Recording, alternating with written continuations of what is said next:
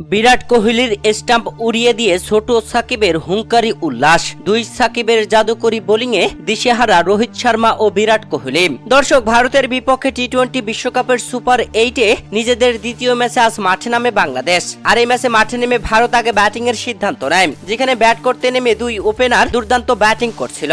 রোহিত শর্মা ও বিরাট কোহলি দুর্দান্ত খেলতে থাকলে সাকিব আল হাসান দলীয় চতুর্থ ওভারে বল করতে এসে রোহিত শর্মাকে আউট করে প্যাভিলিয়নে পাঠিয়ে দেন। রোহিত শর্মা 11 বলে 23 রান করে প্যাভিলিয়নে ফেরেন। তবে এরপরে আসা ঋষভ পান্থকে নিয়ে বিরাট কোহলি দুর্দান্ত ভাবে দলকে টেনে নিতে থাকেন। এরপরে দলীয় নবমতম ওভারে বল করতে এসে প্রথম বলেই বিরাট কোহলিকে একদম বোল্ট আউট করে দেন তানজিম হাসান সাকিব। নিজের করা দ্বিতীয় ওভারের প্রথম বলেই বল করতে এসেই বিরাট কোহলিকে 37 রানে প্যাভিলিয়নে পাঠিয়ে দেন। আর বিরাট কোহলিকে এমন ভাবে বোল্ড করার পরেই চোখ গরম করে উল্লাসে মেতে উঠেছিলেন তানজিম হাসান সাকিব। দর্শক, 39 রানে প্রথম উইকেট পড়ার পরে 71 রানে দ্বিতীয় উইকেট পড়ে। এরপরে সূর্যকুমার যাদব ব্যাটিং এ এসেই তানজিম হাসান সাকিবের পরের বলে বিশাল একটি ছক্কা মারেন।